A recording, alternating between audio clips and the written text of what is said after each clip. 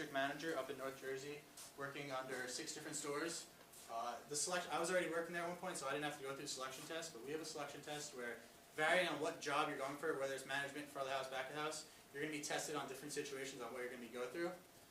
As far as reference checks, we are not allowed to disclose any kind of information on previous employees. We are corporate, so we would not want to face any kind of lawsuits like that. Corporate was very strict on that. We had many different programs to enforce that. In conclusion, the importance of screening is very important because in this business world nowadays, time is money, and you don't want to waste your time on people that aren't going to be worth it in your business. So you really want to make sure who you're interviewing. You don't want to waste time on people that aren't worth it. Going along with that, technology and things like that, time continues to change. As I said before, companies are now beginning to put their resumes in different programs, so you really need to be on top of the things like that, where you need to have the top of the technology and be in things like that. Next, I am going to introduce Anthony, and he's going to be talking about internal and external environments. Thanks, Tom. Hi guys, Anthony. I'm going to talk to you about internal versus external environments within a workplace. So first is internal environments. Internal environment is when the business looks to fill vacancy within its existing workforce. It's used as like a motivational tool and reward to get their current employees to maybe work harder to see that they have a possible future within the existing workforce and in the organization. Some examples of this may be like a job posting board, internet post, flyers. It's a form of creating and shuffling like temporary teams to fill certain tasks, or it may be permanent depending on if the position fits well with them. It's primarily horizontal, or maybe promotions which promoted employees' position may not be filled. One advantage of the internal environment is the promoted person is already familiar with like the corporate culture, things like that. So the organization policies, the person will get speed much faster, and then versus someone externally hired, then it might take a little longer. Another possible advantage of internal environment would be information accessibility. This is crucial because it's cheaper and quicker to recruit, and time, as we all know, is money. So information available in the HR database may save them money, and then overall saving the company more money. Another advantage would be motivation. Like I said earlier, motivation provides opportunities for promotion. It shows current employees they have a future within the company and might force current employees to maybe work harder and try and get that possible promotion. Interesting statistic I saw was, according to the Saratoga Institute, the average cost of finding and hiring someone from outside the company is 1.7 times more than an internal hire. 40 to 60% of external hires aren't even successful, so the company could be wasting its money looking externally versus looking internally through the company.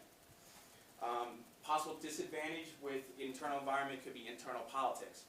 This is crucial because rejected applicants that apply for the position within the company can be upset. So the new subordinates may discount the new boss's knowledge because they may feel they know more than the new promoted employee. Another possible disadvantage is a limited talent pool. So when you're looking to promote somebody, you're only looking within the existing workforce, so you don't really see as many people as you'd want. So you're missing out on potential new ideas and possible innovation that may come to the company because you're looking at the regular corporate culture. Another possible disadvantage is it could be costly. Though it's faster looking for potential candidates looking through within the existing workforce, you have to take into consideration that position needs to be filled as well. So if you're promoting somebody within the company, their position needs to be filled as well. Now that we talked about the internal environment, now we're going to go into the external environment and how this is important in the recruitment process. This is the process of looking outside of the current employee pool to fill the position in the organization. Some examples of this may be direct recruitment, where you place a notice of vacancy in the organization on a notice board. Casual callers, where you may call previous applicants that applied for the position. Advertising, which is the most popular, and recommendations, or where you go to school and colleges or universities. An advantage of external environment will be looking outside the organization, allows the company to target key players, that makes the competition successful. So hiring a candidate with a proven track record for the competition allows the company to get an insider view and stay a step ahead of the competition. Another advantage would be balance in the workplace. This is important because there's no politics with existing coworkers, and you'll keep your affirmative action in place, like with the greater diversity with things like age, gender, ethnicity, personality, etc. And external view helps to build a balanced workplace. Another external environment statistic would be in the University of Pennsylvania Wharton School. External hires earn 18 to 20% more than existing employees in similar positions. This gives a significantly lower performance evaluation during the first 24 months. Possible disadvantage of the external environment is it's costly. Due to the large process this takes, various activities take place like selection, review of application, and as we all know, time equals money. So you need arrangement for the employee, the training time of getting someone who's not used to the environment up to speed, and advertising. Another possible disadvantage is poor morale. So if you have the arrival of a new candidate, it can affect the morale of the existing employees. Employees may feel that it lessens their chance of getting promoted, and if their morale decreases, then the productivity of the current employees may decrease.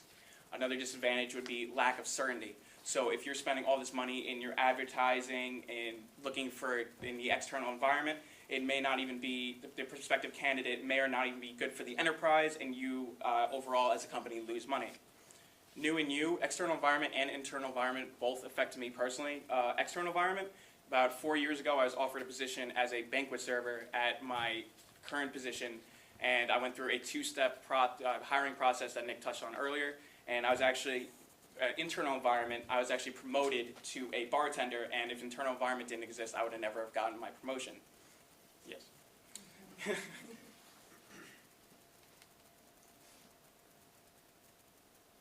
And here is Vito, and he's going to talk about monetary cost of recruiting and business-to-business recruiting. How's everyone doing? Thank you, Anthony. My name is Vito. Today I'm going to be talking to you about cost of recruiting. Oh, okay. All right, well, cost of recruiting and its different types. Headline cost. Headline cost is the number that people most associate with when they're discussing the requirement cost of the external expenditure on hiring. Typically, it's about 15 to 30% of the yearly salary when you're trying to hire somebody. Now, there are ways to reduce this headline cost.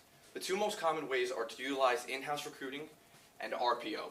RPO is when you get a firm that has experience delivering solutions across a range of possibilities. These two ways are better than the other two that I'm about to get to because it vastly lowers the cost it's going to be.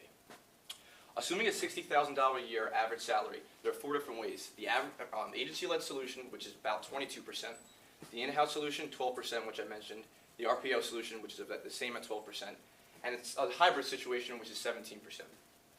Now, which one do companies go for? Well, based on the numbers that I just showed you, obviously they're going to want to go with either the in-house solutions or the RPO because typically they generally cost you the least amount of money as an organization when hiring. Time to hire.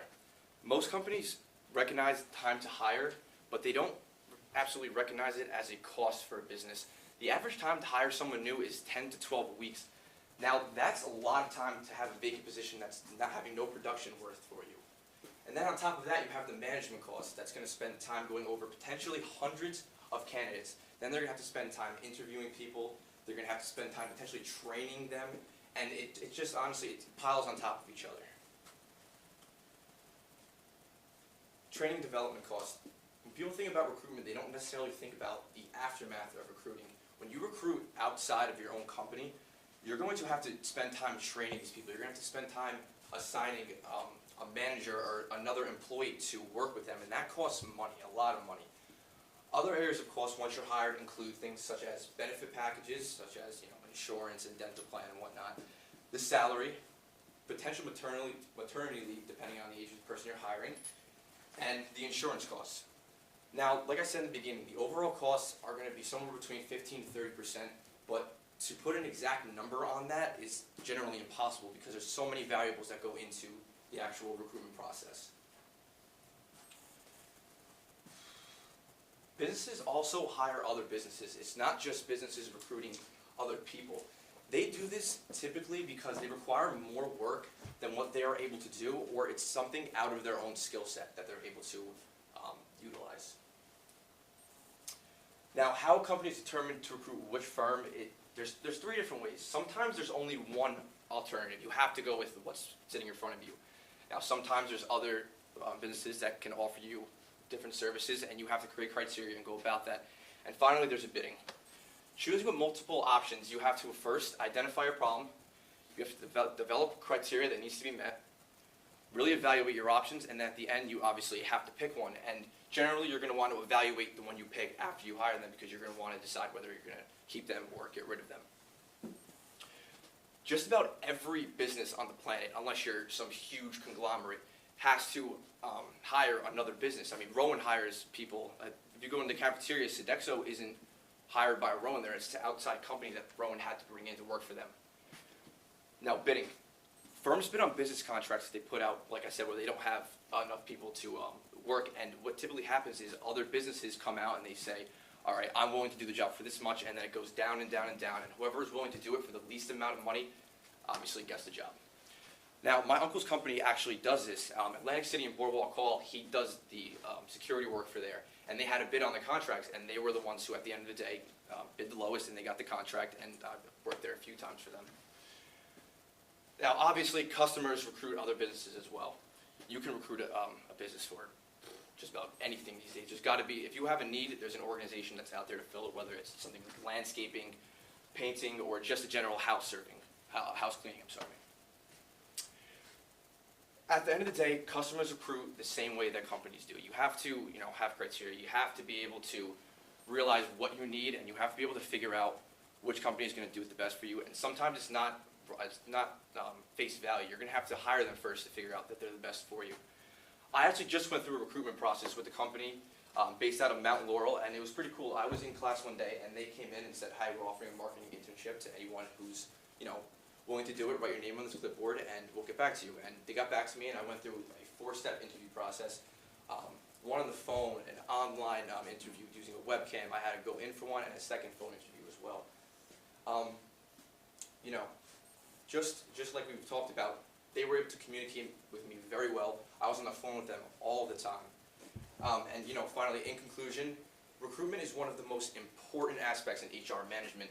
To have an effective recruitment, you're going to have a better business, you're going to have better employees, you're going to have people who work for you more effectively and more efficiently, and it's going to save you a lot of money in the long run. Thank you.